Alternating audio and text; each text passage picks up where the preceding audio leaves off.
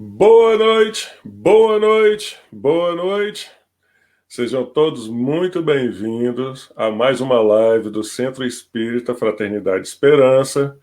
Que Jesus, o sol das nossas vidas, nos abençoe hoje e sempre.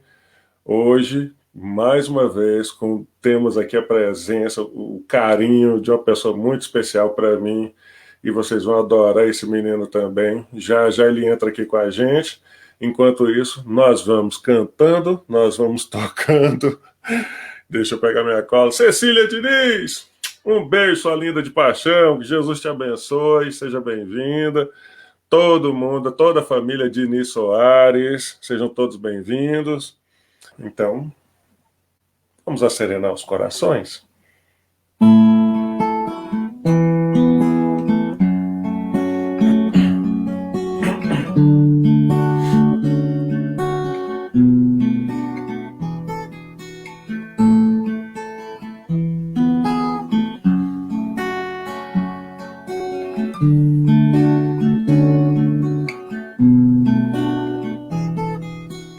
Caminheiro no caminho,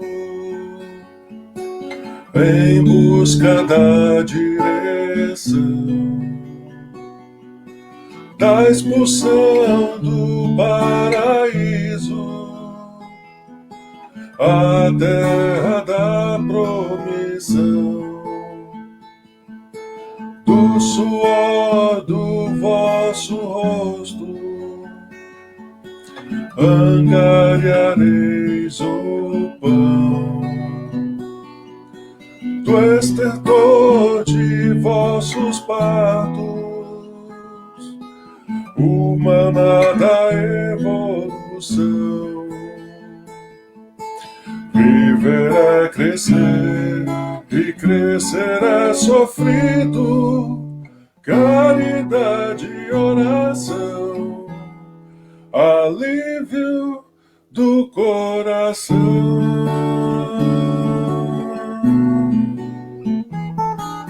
Semeador, em meio à dor, vinde a mim. Se estás cansado, meu peso é leve, jugo suave, já não é sentida a dor. Bendito Consolador.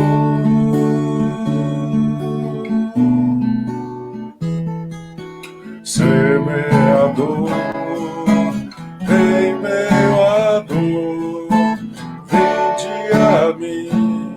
Se estás cansado, meu peso é leve, jugo suave, já não é sentida a dor. Bendito Consolador.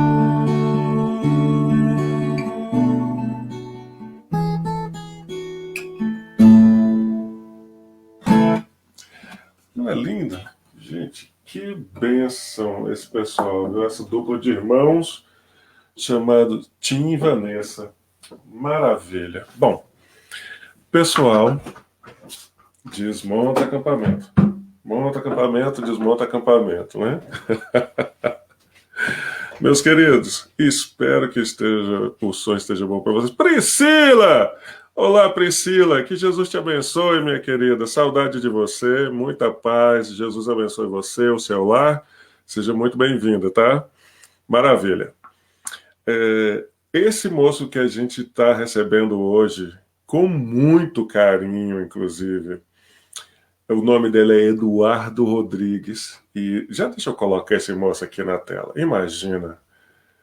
Vocês vão ver, esse é o meu irmão de outra mãe, Eduardo Rodrigues. O Eduardo, minha gente, eu conheci ele e a família, conheci no trabalho, né? A gente trabalhou junto num warehouse aqui, num depósito, aqui nos Estados Unidos. A família linda, amo essa família. E esse menino já de cara já virou meu irmão. E a gente ia para o mesmo centro espírita enquanto eles estavam aqui. Daí ele foi para o Brasil. Hoje é trabalhador assíduo do Centro Espírita Apóstolo Paulo, que fica em Trindade, Goiás, a Terra Santa, não é? É um menino que, olha, gente, ele faz de tudo, é quase um engenheiro da vida. E a Lola está aqui confirmando, é isso mesmo, não é, Lola? Exatamente. E esse menino é espírita, não sei de quando, não sei desde quando, mas a gente se conhece desde, eu acho que de 2005, se eu não me engano, por aí, né? 2005, papai do Gabriel, da Bianca e da Elisa, e é esse menino aí, lindo. Ele falou assim, Bim, me põe mais longe da tela para eu aparecer pelo menos mais ou menos. E ele escolheu um tema fantástico para estar falando com a gente hoje, que é o amor verdadeiro. E eu fiquei assim muito feliz de ele ter aceito o convite. E está aqui o Eduardo conosco. Sauda a turma aí. Joelma Matos, que Jesus te abençoe, querida. Boa noite, muita paz. Olha, eu vou saudando a turma assim, tá? Não pensa que eu sou doido, não. Bom, boa noite a turma todos. aí. Antes da gente fazer a nossa oração, a breve oração, para a gente começar. Mas cai para dentro. Boa noite a todos. Muito obrigado, Bim, meu irmão Bim, pelo convite. Me senti muito honrado, porque não me acho na condição de ensinar ninguém, nem nada. Eu simplesmente vou falar de minhas experiências e dos meus aprendizados. Não é que eu já tenha alcançado o que eu vou falar aqui, mas eu estou procurando alcançar. Assim como eu gosto muito de falar que eu não sou cristão, eu sou aprendiz de cristão. Então, estou aprendendo. Para ser cristão, tem que fazer o que o Cristo fez, não consigo ainda. Amar como ele amou e perdoar como ele perdoou. Mas estou tentando. Então, sou um aprendiz de cristão, assim como eu acho que quase todos nós aqui no planeta. Fiquei muito honrado com o convite e espero passar alguma coisa para os irmãos e agradeço pelo convite, porque é o seguinte, a gente vai lerdando, a gente fica meio acomodado e para de estudar, para de ler, coisa e tal, e um convite desse aqui traz a gente ao estudo, porque para a gente falar aqui, uma hora, 40 minutos, a gente tem que estudar 5 horas, 4 horas, então o mais beneficiado sou eu. Então, muito obrigado, Bim, pelo convite. E é isso aí. Vamos falar sobre amor verdadeiro. O amor incondicional. Antes de você entrar aí no tema propriamente dito, uma coisa assim, quando a gente frequentava o mesmo centro aqui em Atlanta, a região de Atlanta, esse era um dos meninos mais disciplinados do grupo de estudo que a gente tinha. Sabe, até isso a gente tinha, assim, a turma fala assim, Bim, você só chega atrasado nas coisas. Eu falei, não é que eu chego atrasado, eu sou muito ocupado. Mas a Lara fala, incrível que para as coisas do centro você nunca atrasou. E eu compartilho isso com o meu irmão Eduardo, porque éramos realmente assim, tínhamos até isso a gente tinha em comum. Então, obrigado por você ter aceito mais uma vez, que Jesus, o sol das nossas vidas, abençoe você, as suas palavras, seja inspirado pelos bons espíritos, a todos que estão aqui nos acompanhando pelo Facebook, e depois esse vídeo vai estar também disponível no YouTube.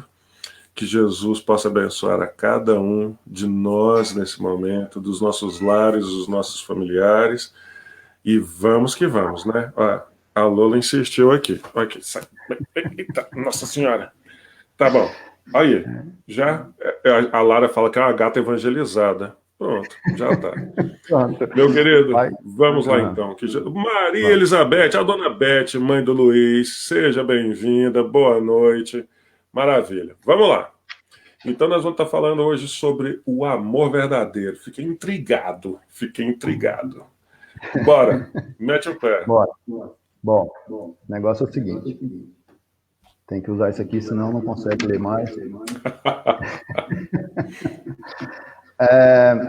Eu coloquei primeira coisa, que eu decidi falar foi sobre o significado da palavra segundo o dicionário.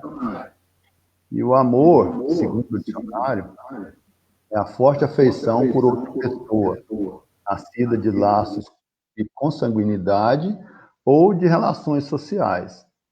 Então, quer dizer que, segundo o dicionário, não poderia ser diferente, o amor é segundo essa relação dessa encarnação. E está aqui eu mais o Bim para provar que não é só dessa encarnação, não. Isso aqui a gente traz essa afinidade de vidas passadas, com certeza. Nós somos espíritas, a gente entende melhor isso aí, esse lado de continuidade da vida. Então, com certeza, esses laços aqui são muito maiores do que simplesmente esses consanguíneos e esses de relações sociais. Beleza, isso é a definição de amor segundo o dicionário. Agora, o que nos impede de sermos amorosos? Aí eu separei aqui o que a gente vive no nosso dia a dia, infelizmente, e é o que a gente tem que combater, é o egoísmo. Aí, segundo o Evangelho segundo o Espiritismo, está lá no capítulo 11º, o egoísmo, esta ferida aberta da humanidade, deve desaparecer da Terra, cujo processo moral paralisa. Ao Espiritismo está reservada a tarefa de fazê-la ascender na hierarquia dos mundos. Portanto, o egoísmo é o alvo contra o qual todos os verdadeiros cristãos devem direcionar suas armas. Força e coragem. Menciono coragem, pois dela mais se necessita para vencer a si mesmo que para vencer os outros. Que cada um empregue todos os seus esforços para combatê-lo em si, pois esse monstro devorador de todas as inteligências, esse descendente do orgulho, é a geratriz de todas as misérias do mundo terreno. É a negação da caridade e, por consequência, o maior obstáculo contra a alegria dos seres humanos. O Evangelho é o meu livro predileto, toda a vida foi. Então ele é muito categórico em colocar o egoísmo contra o amor. É exatamente o que nos impede de amar, porque o amor existe em nós, em todos nós. Se todos nós temos a centelha divina e Deus é amor, nós temos a centelha do amor. Se temos a centelha do amor, nós podemos amar. Mesmo a pessoa mais errada, que você considere mais errada, mais vida torta, que muita gente fala, esse não tem jeito, esse tem jeito. Nenhuma ovelha se perderá, esse tem jeito. Todos nós temos jeito. Assim como esse mais perdido que a gente vê hoje, já tivemos lá. Se hoje não somos o mais perdido, graças a Deus e graças a todos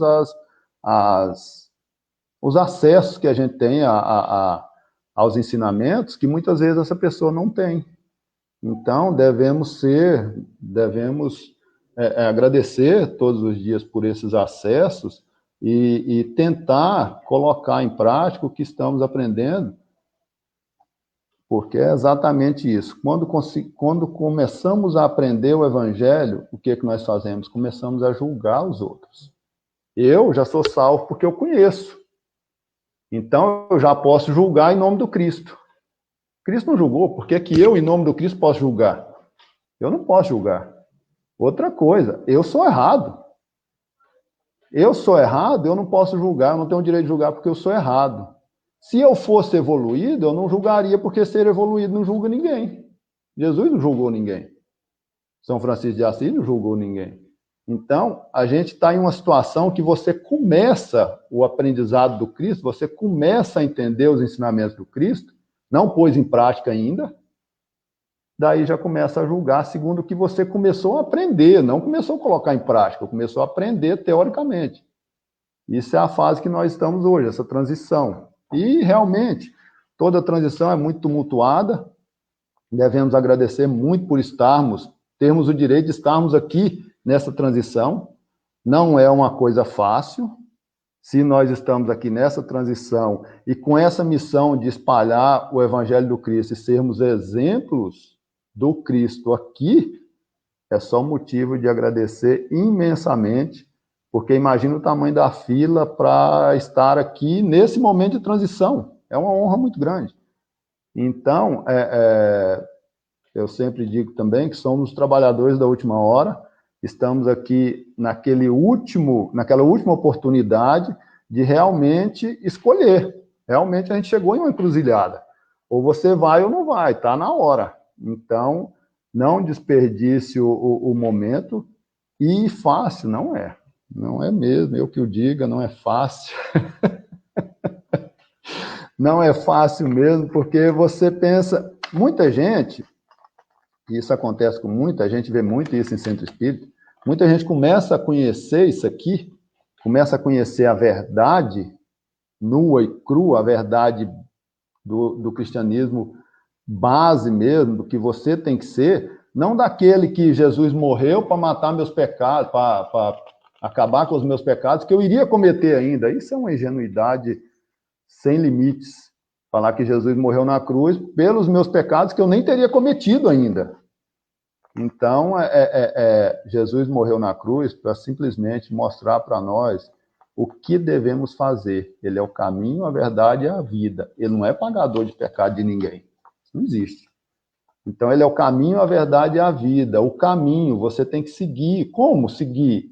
Não é louvar a Deus, louvar a Jesus, falar que ama Jesus, pôr um adesivo que ama Jesus no carro e querer guerra para matar o seu irmão de outro país.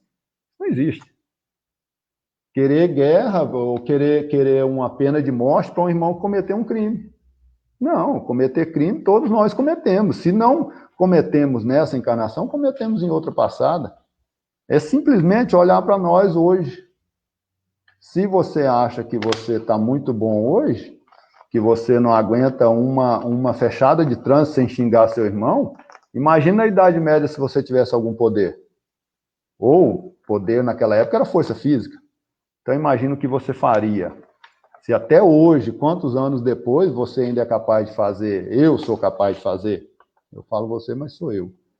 Então, o que devemos combater é o egoísmo. Aí eu vim aqui no Paulo Estevam, até perguntei para o Binho se eu já tinha lido e recomendo. Isso aqui é um dos melhores livros que eu já li. Isso aqui é a coletânea do André Luiz. Muito bom mesmo. Então, aqui fala, lá o Estevam está falando na palestra dele lá na Casa do Caminho, pensa bem, lá com João, Mateus, aí ele fala, muitos de nossa raça hão esperado um príncipe dominador que penetrasse em triunfo a cidade santa, com os troféus sangrentos de uma batalha de ruína e morte, que nos fizesse empunhar um cetro odioso de força e tirania. Mas o Cristo nos libertou para sempre.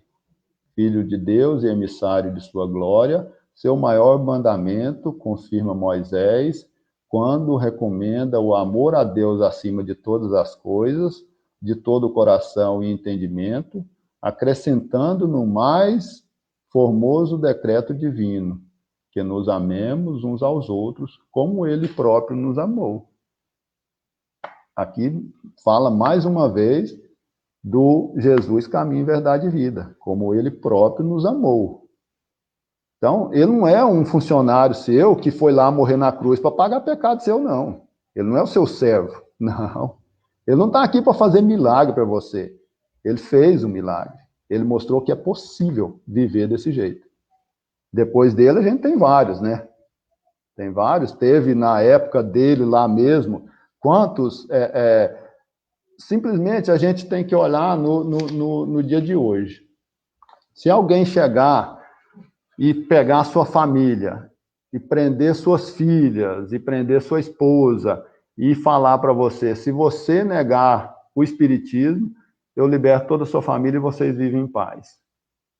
Qual de nós falaria, eu sou espírita? O cristianismo lá do começo foi assim. E quantos morreram falando, eu não nego Jesus? Jesus naquela época não é o Jesus de hoje, que é bonito falar que ama Jesus. Jesus naquela época era o carpinteiro que foi morto entre ladrões, condenado pela igreja, pelo sinédrio. Então não é um bonito de se amar. Então olha só o que esses precursores do cristianismo tiveram que passar. Para hoje você pensar que eles simplesmente passaram por tudo isso para você poder pecar à vontade e já está pago seus pecados? Não. A gente tem que fazer a reforma íntima.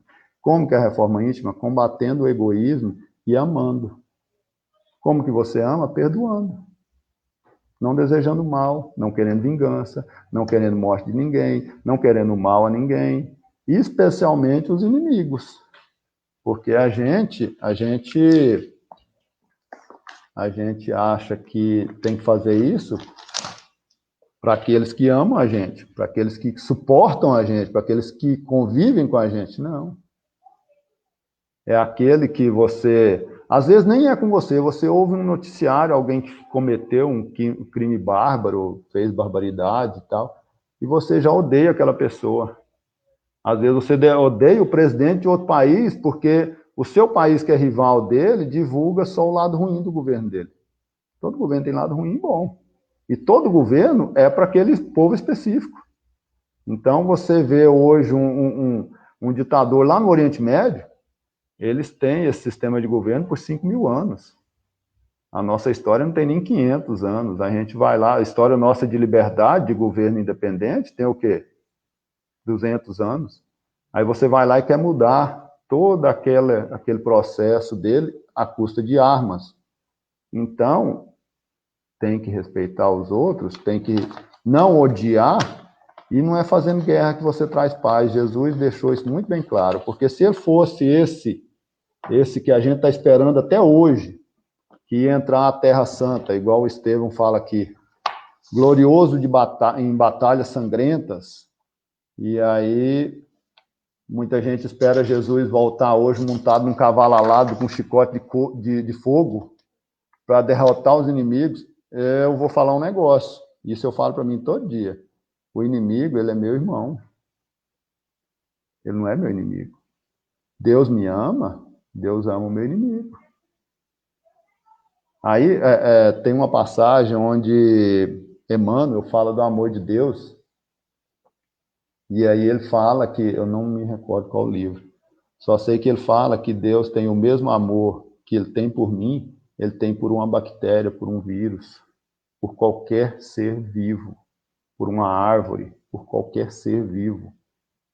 E eu me achando que sou melhor que o meu irmão, que já é humano. A gente ouve demais hoje, um cachorro é melhor que um ser humano. Não é não. Não é. Se fosse, Deus teria errado. A gente ouve demais, essa pessoa não merece estar viva. Então Deus errou, né? Porque Deus, com todo o seu poder, não pode tirar a vida dessa pessoa, não pode tirar ele do nosso planeta, porque ele não merece estar aqui, né? Segundo o meu julgamento. Ele não merece estar aqui. Aí eu vou corrigir Deus. Mas Deus não pode vir aqui, então ele manda que eu faça. Esses dias eu ouvi de um rapaz, achei interessante demais. Ele falou que Davi, que era o rei Davi, lá do Velho Testamento, ele tinha permissão de Deus para matar. Eu falei, quem falou isso? O próprio rei Davi falou que Deus chegou nele e falou. Aí fica fácil, né? Aí fica muito fácil. Eu sou o rei, eu quero... Quem vai contestar? Quem vai contestar o moço lá? Quem vai contestar? Eu sou o rei e eu quero matar os meus inimigos, porque eu não consigo conviver com eles, eu não consigo aceitá-los como eles são. Então eu falo que Deus me deu permissão de matá-los. Pronto. Fica muito fácil.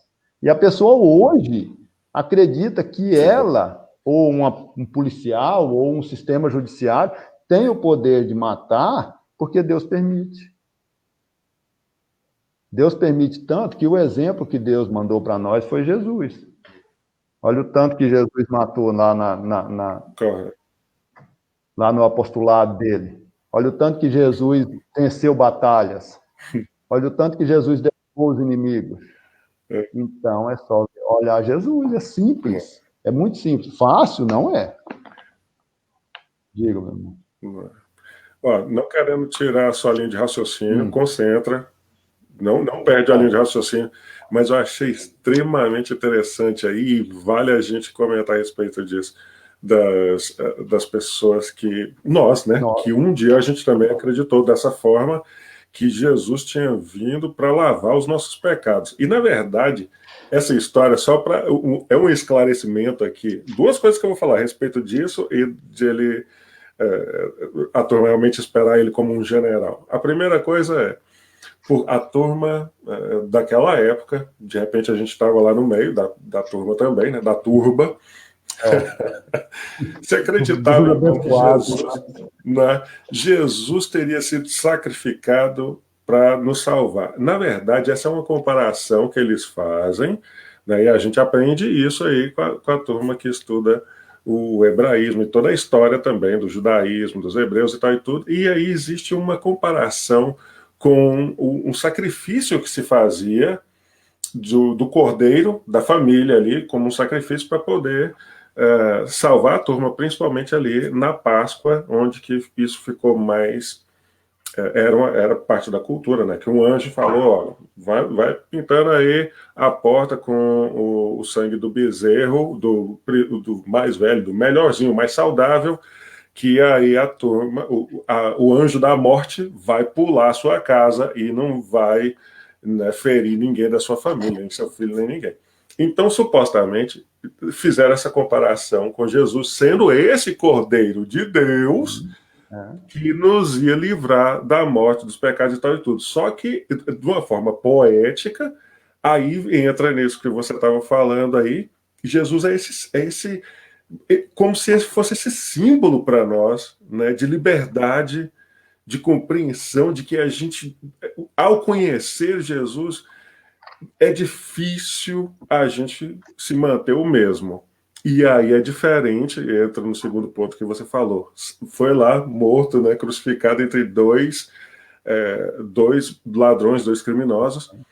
E a turma realmente esperava que o Salvador, que o Messias, fosse um general, que fosse chegar e aí você, eu fiz ali uma árvore secar, eu não vou fazer você que seque também. E aí a turma esperava isso dele. Ele tinha o poder para isso? Tinha.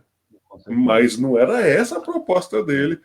E a proposta dele é desse amor maravilhoso aí que você está falando. Ó, peraí, calma.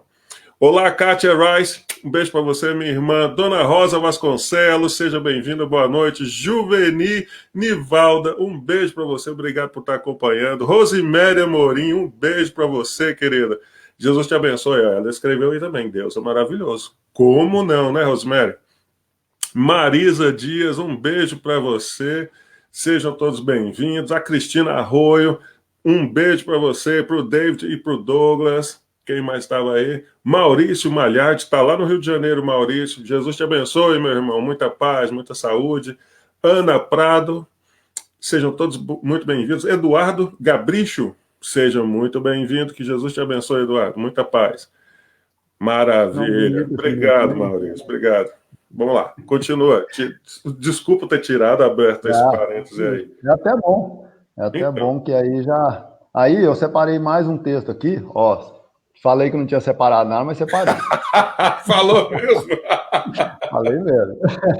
Aqui é um texto onde Levi, que depois se torna Mateus, Levi era o discípulo que era cobrador de impostos, né? Aí o Levi narra uma passagem a Jesus. Aqui no livro começa narrando a passagem dele, onde chegam mais pessoas, mais três deles que eram conhecidos do Levi, chegam à casa dele para saber das verdades do Cristo, porque ficaram esperançosos e tudo, e cheios de esperança de uma vida melhor, porque Jesus prometeu uma vida melhor, que mais felicidade e tal, e era um povo muito sofrido. Então, ele fala: que poderás realizar, Lisandro, aleijado como és, e tu, Acla, não foste abandonado pela própria família, sob o peso de sérias acusações, e tu, Pafos, acaso edificarias alguma coisa com as tuas atuais aflições? Quer dizer, 3 pessoas, um deficiente e os outros 2, um acusado pela família e o outro cheio de aflições, pessoas que no entender de Levi, que somos a maioria de nós hoje, é esse Levi aqui, que era antes de Mateus, né, o cobrador de impostos. Então, ele simplesmente colocou os caras, cada um no seu lugar. Então, os interpelados entreolharam-se cabisbaixos, humilhados. Somente então chegavam a reconhecer as suas penosas deficiências. A palavra rude de Levi os despertara. Tomara-os uma dor sem limites. Jesus dissera nas suas pregações carinhosas que seu amor viera buscar todos os que se encontrassem em tristeza e em angústias do coração. Aí, lá na frente, acho que foi no mesmo dia, está escrito aqui, Levi encontra Jesus. E aí, ele narra o ocorrido a Jesus, achando que fez o melhor, né? Isso seria nós hoje. Então, você vê 2000 anos depois, Levi, que era Mateus, entendeu isso há 2000 anos atrás. Imagina onde a gente estava, bem, uma hora dessa. Então, a gente não era nem o deficiente, muito menos Levi. Porque senão não estaríamos aqui hoje com o pensamento de Levi, cobrador de impostos daquela época. Olha o pensamento que a gente tinha e talvez, infelizmente, algumas pessoas ainda tenham hoje. Tem. O pensamento era a pessoa, porque ela é deficiente, ela é incapaz de servir. O outro, porque tinha desvios, né, de conduta, seria também incapaz de servir, de se transformar. E a parte mais bonita da leitura foi Jesus veio com seu amor para resgatar todos os aflitos. Olha isso que bonito, cara. Meu Deus do céu. Eu tenho um pensamento comigo, Binho, até, eu não sei se eu já comentei isso com você, que quando você começa a conhecer o Evangelho e você conhece a lei de causa e efeito, isso aconteceu comigo. Aí eu começo a achar que eu sou evoluído. Porque a pessoa que veio deficiente, está deficiente para pagar. A pessoa que não tem casa, que não teve mãe, não teve pai, não teve lar, nem nada, é para pagar os pecados do passado. Aí eu pensei, então não fiz pecado nenhum no passado, né?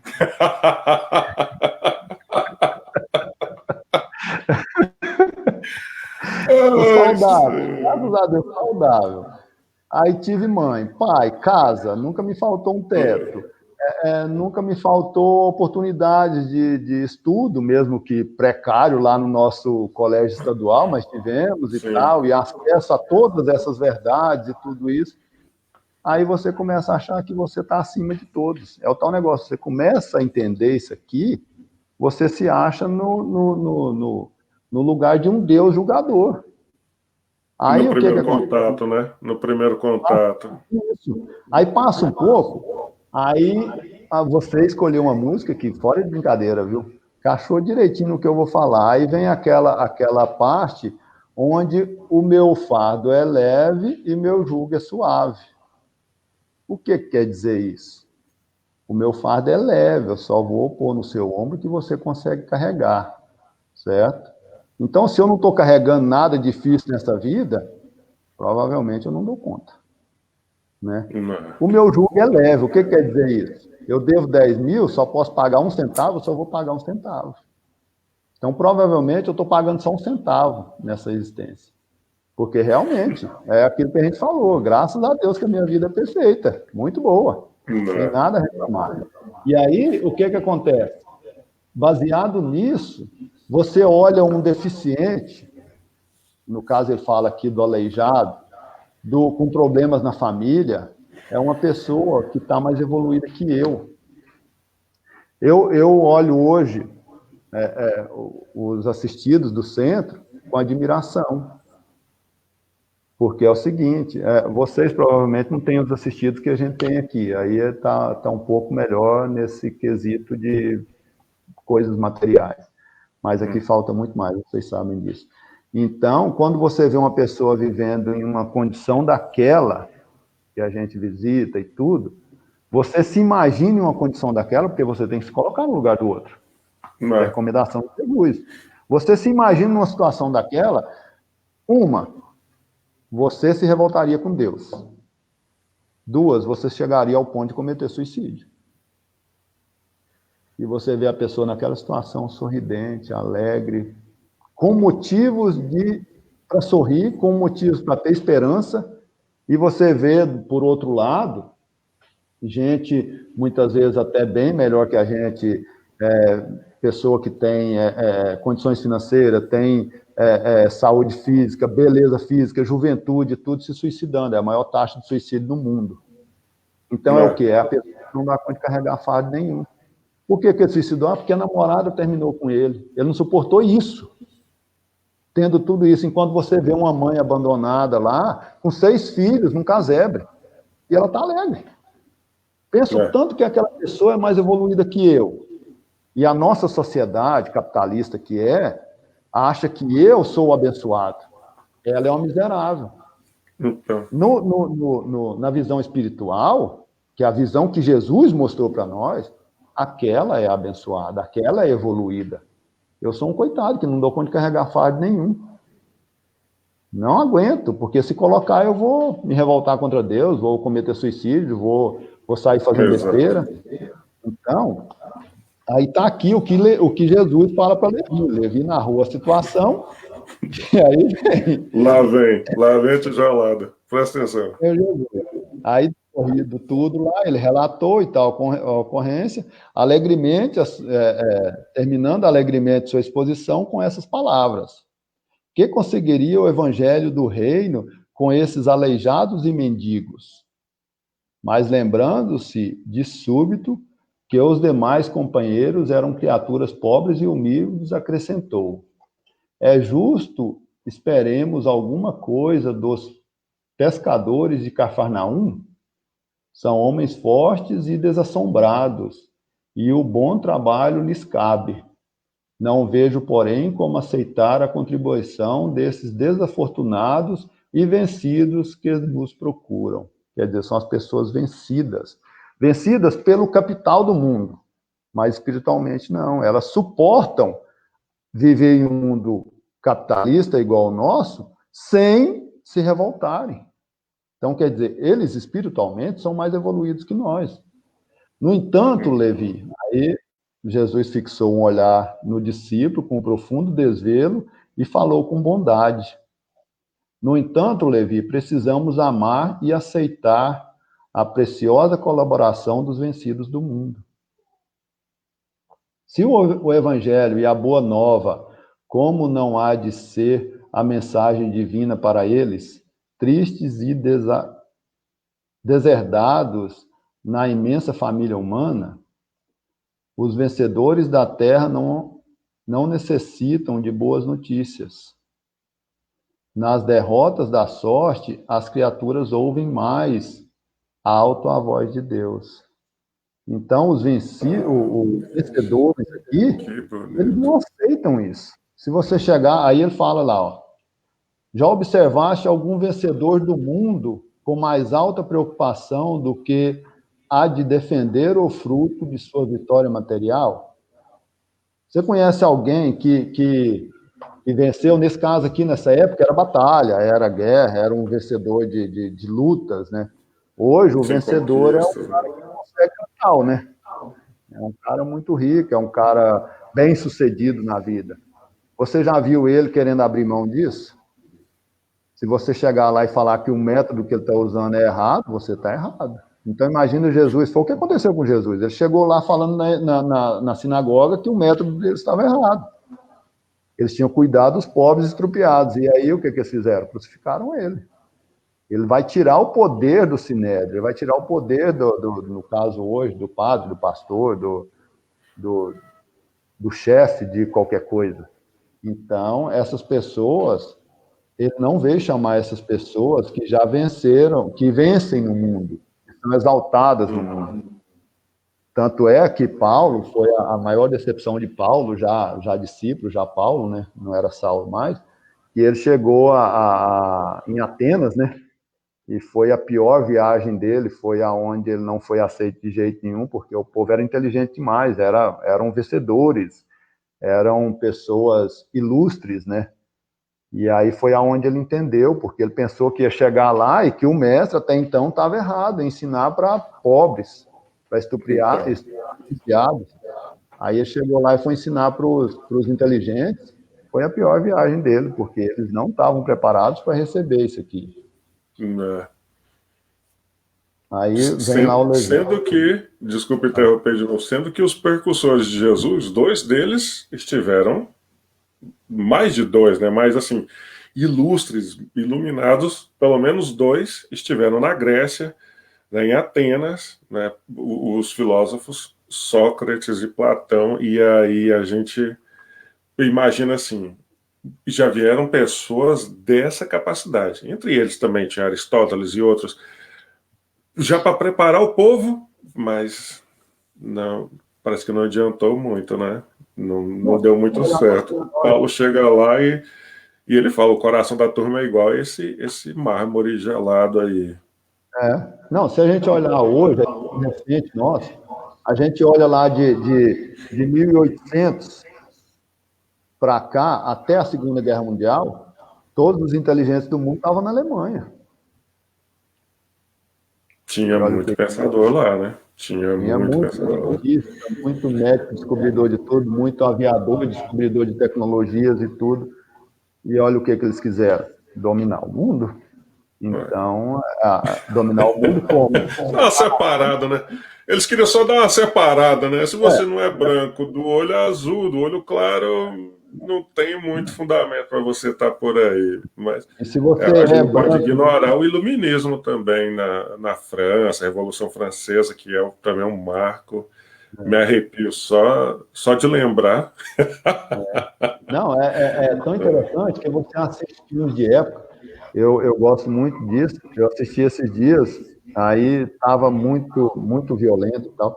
Aí na França, né, a França também teve o auge dela lá na Idade Média e tudo.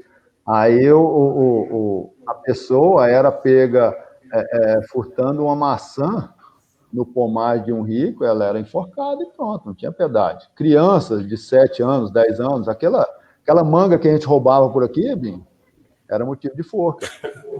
Mas por que a gente roubava? Eu roubei manga não, bicho. Eu já. Roubei sim.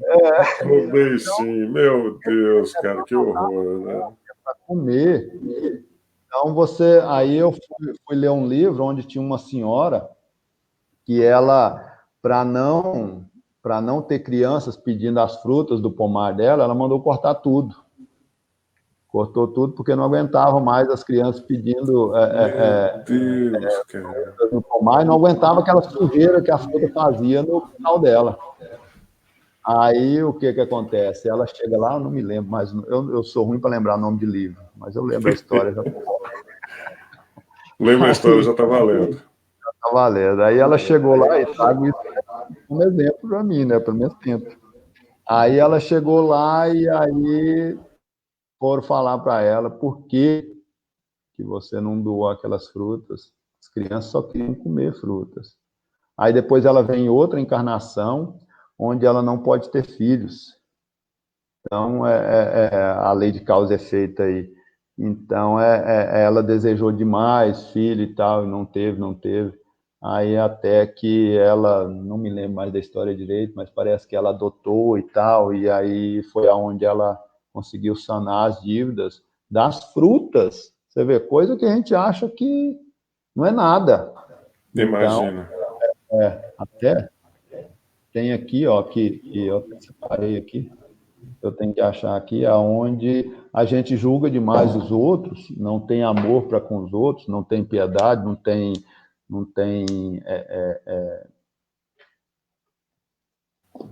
paciência. Tolerância, né, cara? Não tem a paciência. Tolerância. Não tem tolerância com os outros. E aí, quando a gente chega lá, a gente vê que coisas que a gente achava que não era errado aqui, que não era crime, nem pecado, nem nada, pois não é, na legislação, não é em nada. Você chega lá, você cometeu um crime, igual esse mesmo, de cortar as fruteiras do quintal dela para não fazer sujeira, para não alimentar as crianças. Coisas simples, coisa que você falta com, sei lá, com a palavra para alguém e tal. Tem uma passagem que aconteceu aqui no nosso centro, e aí isso ficou muito guardado para mim. A gente estava lá de manhã, sábado de manhã, onde tinha a sopa e a distribuição de tudo lá. Aí chegou um rapaz lá numa carroça. Nem sei se eu já te contei essa história. Aí Contou chegou não. um rapaz... Contei, não? Essa não, mas contei. Chegou ele numa carroça lá, bêbado, criando confusão com todo mundo. Beleza. Aí, um trabalhador lá, nosso companheiro, enfesou com ele e aí pôs ele para correr de lá. Ele realmente estava bagunçando muito, mas beleza, pôs ele para correr de lá. Aí, depois teve a desobsessão, né? Lá o trabalho de desobsessão, e eles receberam uma mensagem. E a mensagem é realmente direcionada não a esse trabalhador específico, esse realmente ele fez o que achou que estava certo, mas é direcionada à nossa vida, ao nosso entendimento do que a espiritualidade faz, do que é ser cristão. Aí o que acontece? Eles falaram, vocês não atenderam aquele que a gente trouxe, vocês não imaginam o trabalho que deu para a gente trazer ele aqui, mesmo que embriagado, para receber a sopa, as doações, e isso iria fazer um bem danado para ele, porque a gente ia colocar energias benfazejas nessa sopa, nesses alimentos, em tudo que saísse daqui, e vocês não tiveram a paciência necessária para com ele, e expulsaram ele daqui sem levar nada. Vocês não imaginam quantos meses trabalhamos para que ele viesse aqui nesse sábado de manhã. E aí, realmente, o centro jogou tudo fora. Por quê? Porque não foi cristão. É aquilo que eu sempre falo, que a gente começou a aprender aqui, a teoria, e não consegue colocar em prática ainda, e já se acha no direito de julgar todo mundo. Aí o que falta? Exatamente o amor, exatamente o que o Cristo ensina, da benevolência, do amor, do ver aquela pessoa naquela situação como um irmão. Porque se você se imaginar naquela situação, você às vezes estaria mais revoltado que ele. Porque eu faço isso sempre, eu me imagino naquela situação. Porque é muito fácil você falar assim, o cara está aí na rua, vive bêbado. É o seguinte, quando você tem um dia difícil no seu trabalho, no seu ar-condicionado, no seu horário direitinho, almoçou tudo direitinho, se alimentou durante o dia certinho e tal, e você chega em casa depois de um dia de trabalho muito difícil, você faz o que? Às vezes você nem vai para casa, você vai ter o seu happy hour. Aquele momento onde você vai beber, descontrair e se alegrar. Às vezes você chega em casa, isso é normal, a gente vê em filme, em novelas, em toda a mídia em geral, isso realmente acontece, a pessoa chega e toma alguma bebida para relaxar. Aí você vai julgar o cara que está lá na rua, naquela situação, ele não pode beber para relaxar. Ele tem que suportar aquilo sem beber nada. E você não suporta a sua vida de conforto sem beber nada. Então, não estou falando que ele está fazendo certo. Eu estou falando que é o que ele consegue. E o que a gente tem que fazer como aprendizes do Cristo? Olhar para ele sem julgamento. Porque à medida que a gente julgar, a gente vai ser julgado, e às vezes até mais, porque ele não conhece isso que a gente conhece. Aquele que muito será dado, muito será cobrado. E somos nós. A gente está recebendo isso aqui. A gente tem o quê? A gente tem os livros todos de Kardec, a codificação. A gente tem quase 500 livros do Chico. A gente tem livros infinitos do Divaldo e de tantos outros autores aí. Então, a gente tem material de sobra para ter um pouco de compaixão com esses nossos irmãos. Para, pelo menos, não julgar de imediato, não julgar e não condenar, porque a gente já julga e já condena. Não tem nem direito a um advogado de defesa. Eu já julgo e já condeno. E se eu tiver força para isso, eu já aplico logo a sentença. É o que a gente faz. Então, se eu pudesse, eu teria ido lá e quebrado ele. Então, quer dizer, já apliquei até a sentença. Então, a gente tem que olhar para esses irmãos com muito mais amor, porque a gente já tem ensinamento para isso. Não é fácil. Aí, muitas vezes, quando eu falo isso, a pessoa ainda fala assim: eu queria ver se acontecesse com você. Mas se não aconteceu ainda comigo, é porque provavelmente eu não posso suportar ainda, meu irmão. Não é que eu não deva, provavelmente eu devo isso e muito mais, mas eu ainda não consigo suportar, e o jugo de Deus é leve, ele só vai me dar o que eu puder pagar. E eu não consigo pagar isso ainda. Eu queria ver se fizesse isso com a sua filha. Provavelmente não aconteceu, porque eu não posso ainda, não tenho evolução suficiente para lidar com isso. Isso às vezes me desviaria de tudo isso que eu estou tentando aprender, estou tentando fazer, porque você falar e aprender e aplicar o amor aqui na sua sala, na sua casa, é muito mais fácil do que lá fora, é muito mais fácil do que uma situação de vida ou morte, uma situação de desespero, com certeza.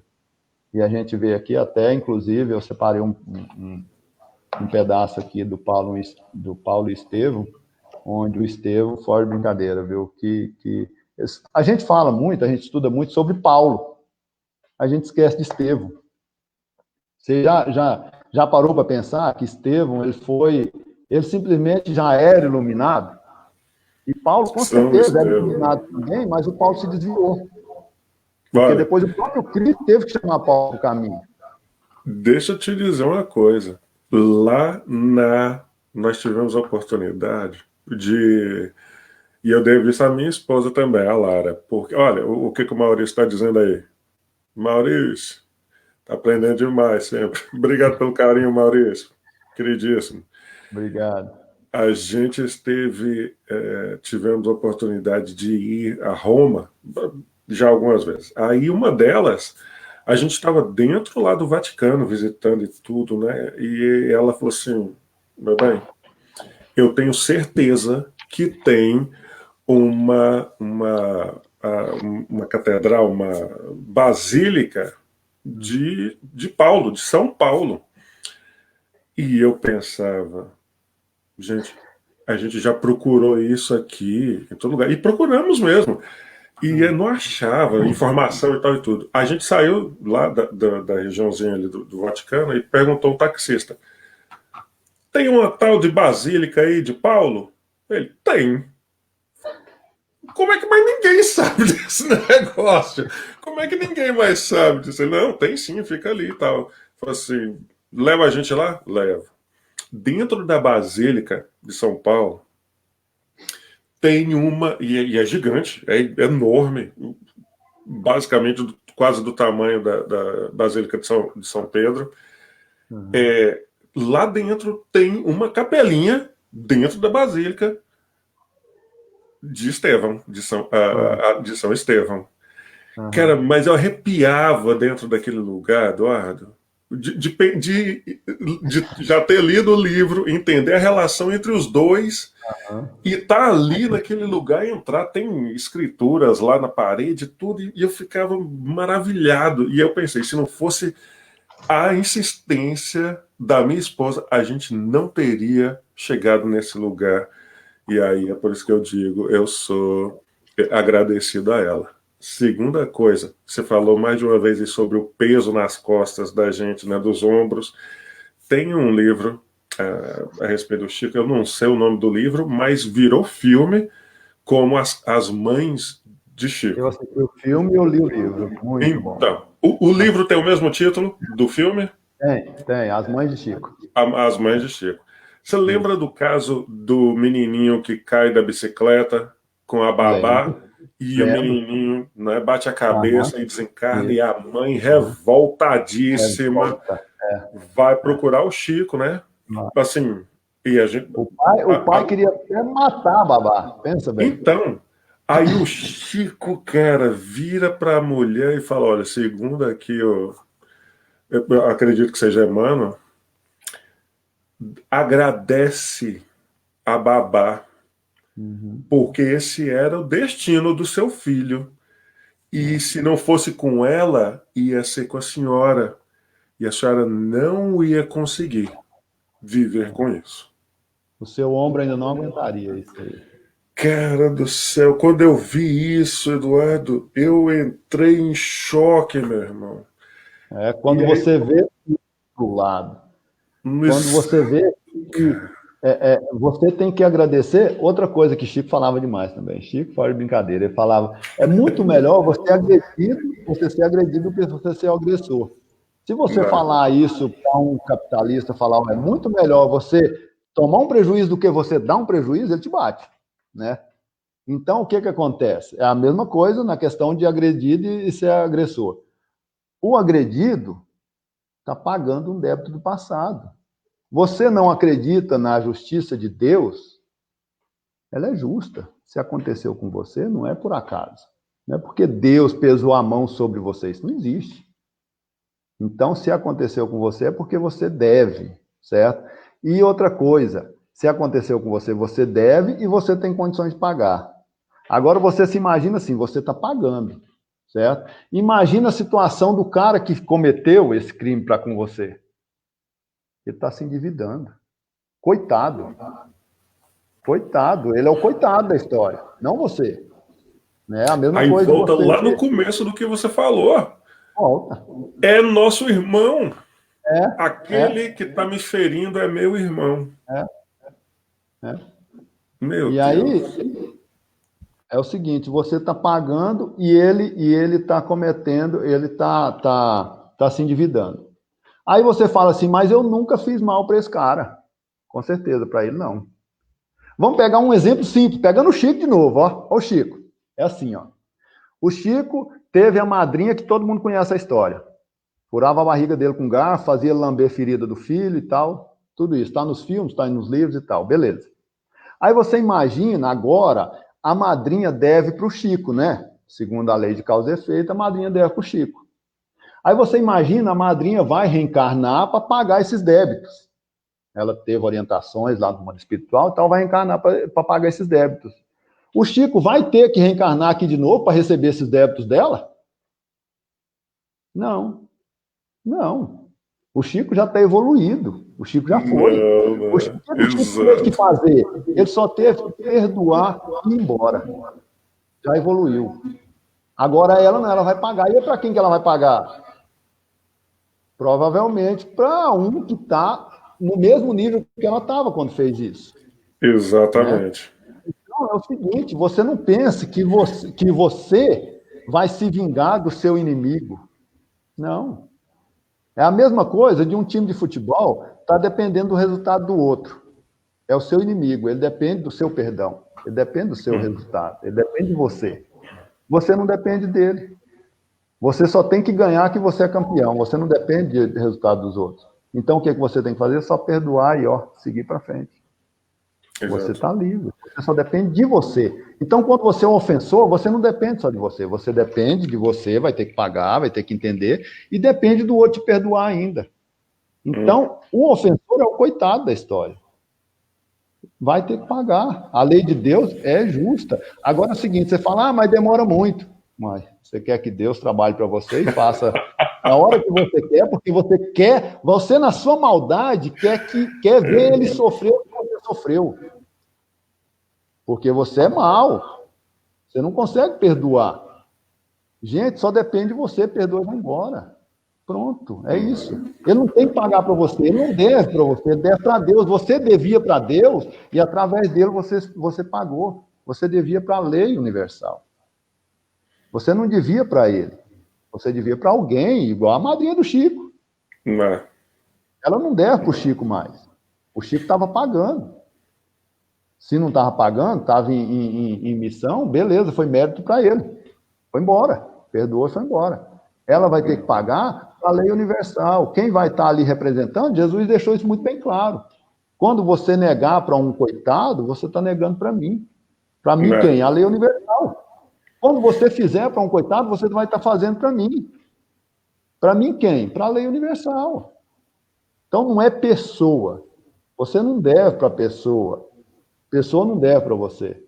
Você tem que perdoar e vai pagar quando puder. O meu jugo é leve, o meu fardo é suave. Não, meu fardo é leve, meu jugo é suave. E você vai pagar quando puder para a lei universal, não especificamente para aquela pessoa. Muitas vezes você encontra com essa pessoa nessa encarnação, na próxima, ele nasce japonês, você nasce africano, vocês não vão ter contato nunca. E aí? Então você paga para a lei universal. E você perdoa também para ela. Não é perdoar aquela pessoa, é perdoar o ato da pessoa e agradecer por já ter conseguido pagar mais esse débito.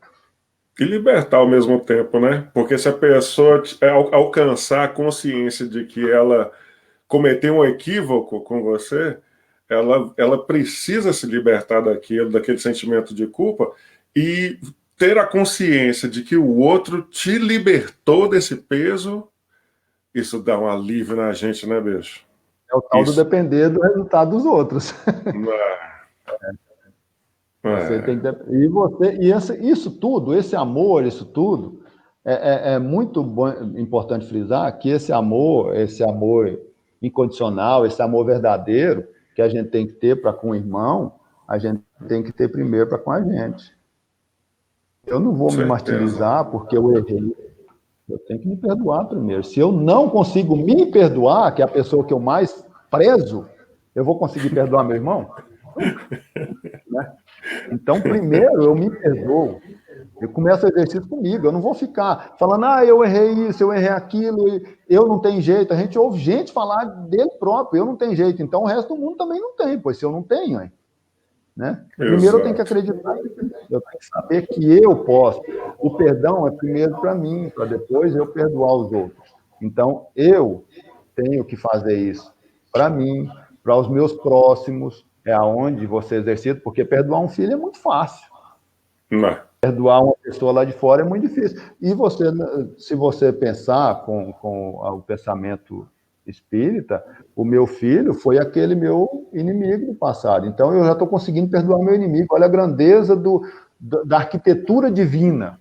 Uhum. É muito bem feito mesmo. Tanto é que eu até separei aqui para encerrar, que já deu hora, já passou. Eu também estou aqui igual o Faustão, né? Fica atrapalhando o convidado, Não, pelo amor de Deus. Aí, aqui eu separei uma passagem de Paulo Estevão para encerrar, aonde o Estevão, que é meu ídolo, o Estevão mostra como é que você tem que tratar um irmão.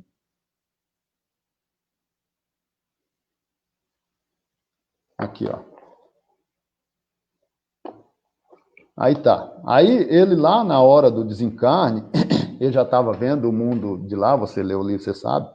Aí ele vê Jesus, ele vê o próprio mestre. Pensa bem, o cara ser recebido pelo próprio mestre, pensa. Aí tá. Aí ele vendo o próprio mestre, olha só o nível do cara que é recebido pelo mestre também, olha só. Vê se vou ser recebido pelo mestre, nunca. Aí ele, vendo que Jesus contemplava melancolicamente a figura do doutor de Tarso, como a lamentar seus condenáveis desvios, o discípulo de Simão experimentou pelo verdugo sincera amizade no coração. Aquele que perseguiu ele, que condenou e que estava sentenciando a condenação, ele já estava a ponto de desencarne, tanto é que ele já estava vendo o mundo espiritual, aí ele sente uma sincera amizade pelo perseguidor. Ele conhecia o Cristo. O Estevão conhecia o Cristo. E Saulo não. É o nosso caso. Para nós vai ser muito mais pesado um pecado, um erro, do que para um que não conhece o Cristo. Assomado de fraternidade real e querendo defender o perseguidor, exclamou de modo impressionante: Senhor, não lhe imputes esse pecado.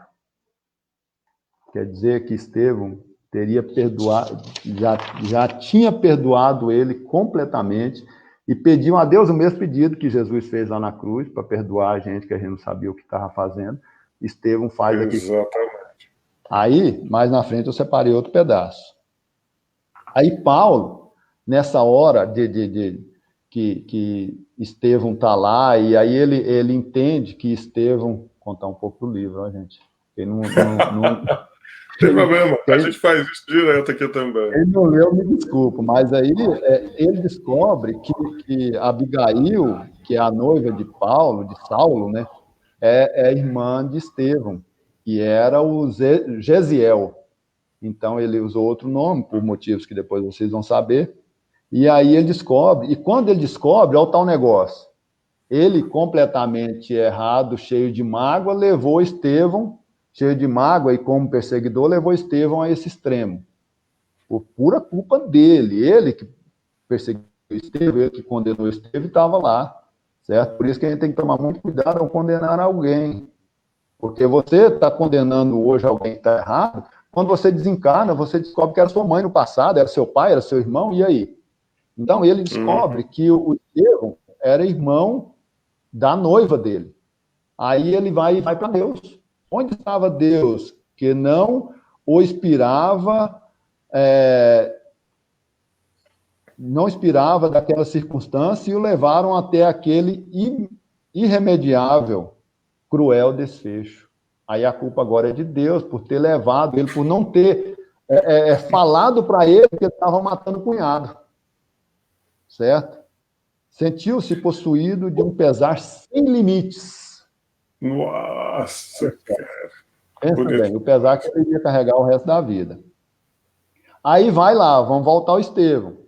Isso aí é Saulo, na verdade, sendo agente, os orgulhosos que condenam e que fazem tudo isso que a gente já falou. Aí vamos ver o cristão. Olha o que é o cristão. Por isso que eu falo que eu não sou cristão, sou aprendiz ainda. Olha o que o cristão faz, porque Estevão era cristão. Com quem te deixarei? Ele pergunta à irmã. Vendo o cara do lado da irmã, pergunta, com quem te deixarei?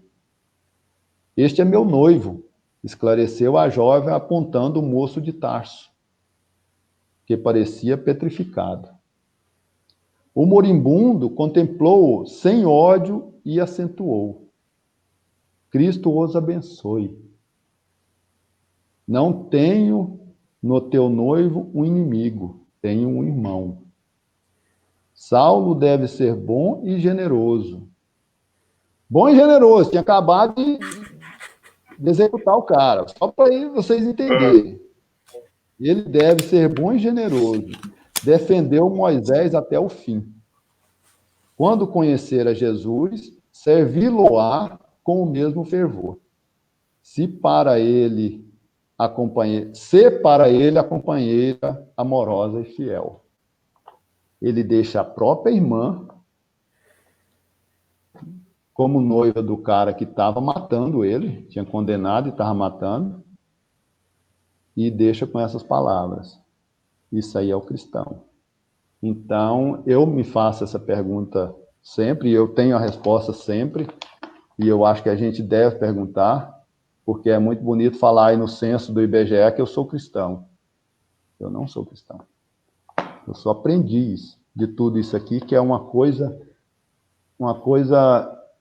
até inimaginável para muita gente. Hoje eu já consigo imaginar, pelo menos teoricamente, mas na prática ainda não consigo fazer.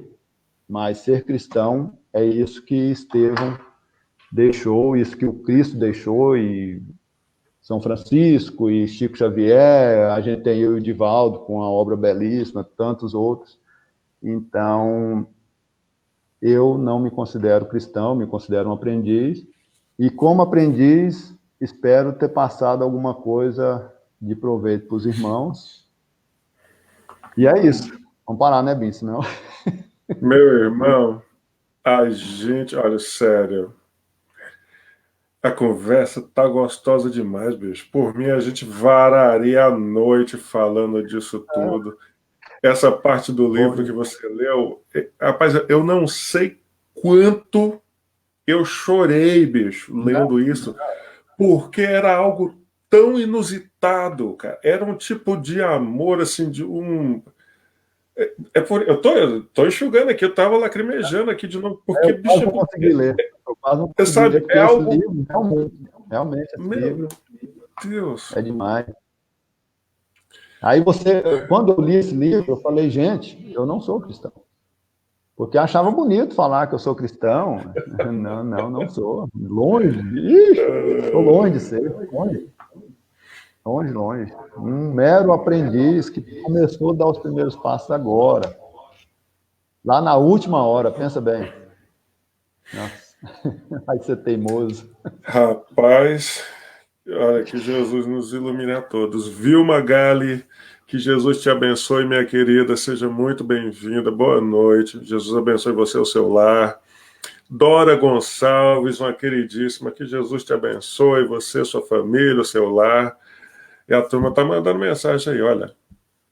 A Rosemary, queridíssima, quanta lição, né? Nossa, quanta lição. A Esplendorosa, essa é a mãe da Lara. Eu não sei se você chegou a Ah, conhecer. Eu acho que você conheceu ela aí, quando você estava por aqui ainda. A gente teve alguns encontros. Dona Lourdes, a Esplendorosa. Um beijo, mulher. A Priscila está aí também falando da mensagem de hoje. Olha só. Todo mundo. Todo mundo gostou, meu irmão. Bicho. bom, Ó, o Luiz. bom. Luiz, queridíssimo. Esse é outro irmão meu aqui, brother, que Deus colocou no caminho da gente de novo. É um queridíssimo, igual você, sim. É irmão, irmão. Luiz Soares, meu irmão. Essa que está do lado dela, não sei se dá para ver aí na fotinha, é a Gladys. Eles fazem parte com a gente aqui do grupo, né, do Centro Espírita Fraternidade Esperança. Então, você está vendo essa turma aí? Todo mundo é família aqui, bicho. Todo mundo é Bom demais. família. Metade está aqui, Bom metade demais. está no Brasil. Queridíssimos, queridíssimos. Bom Meu demais. Estão em irmão, ótimas mãos, né, meu irmão? Você é um cara que faz brincadeira, viu? eu? Não Rapaz do preciso céu, nem falar. você sai de Trindade, bicho, pra me fazer isso daqui, pra me fazer chorar, meu irmão. Que é isso, meu? A turma tá aí de prova. Jesus aqui é bom demais, cara. Bom, é Jesus aqui é muito, bom muito. demais. Eu falei boa noite pra Marisa. Eu vi a Marisa comentou aí também. Marisa, se tiver aqui ou na Flórida, Marisa, um beijo pra você, querida. Espero que esteja tudo bem com você, com o Richard. Dá um abraço nele por nós, por favor. Bom, eu vou te deixar aí com considerações finais, palavras finais, e você fica à vontade para fazer a oração para a gente encerrar o nosso bate-papo de hoje. Podemos? Tá aí, ó. A Linda de Paixão também tá dizendo aí, ó. A mãe da Gladys, sogra do Luiz, que acabou de colocar aí. Tá aí. Eu tô falando que é família? Tá Todo aí, mundo tá aí. queridíssima. Foi realmente emocionante, foi mesmo. Concordo, Cecília. Meu irmão, palavras finais, a sua oração para a gente encerrar por hoje. Bom, gente, é um prazer, igual eu falei no começo, é um prazer estar aqui, um prazer ter sido convidado e muito obrigado pela paciência em me ouvirem, muito obrigado pela benevolência de me ouvir, espero ter trago alguma coisa que vá somar e, como eu falei o tempo todo, eu estou aprendendo a prática, a teoria, mas não consigo colocar em prática ainda, então não pense que porque está falando sabe. O primeiro a estudar e a trazer isso para a vida da gente é quem está preparando a palestra e espero realmente ter ajudado que a gente possa espalhar o Evangelho do Cristo para que a gente tenha um mundo melhor, um mundo mais harmônico, mais fraternal, e é o que eu desejo para todos nós, e a responsabilidade nossa é muito grande, a gente tem a responsabilidade de espalhar a terceira revelação do Cristo, que é o Espiritismo, e aí volta naquilo que o Cristo deixou muito bem claro, que é aquele que muito será dado, muito será cobrado. Então, eu sei que às vezes a gente, até muita gente, não aprofunda no estudo do Espiritismo com medo realmente dessa cobrança, porque realmente ela existe. Porque eu vim aqui falar, e aí depois sair fazendo tudo o contrário é hipocrisia, a consciência da gente cobra isso, com certeza.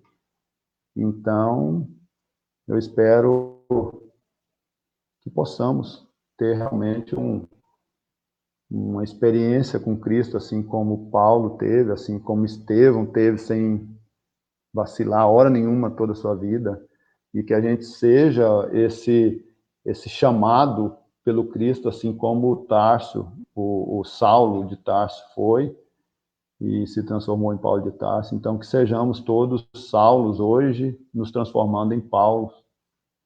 E é isso.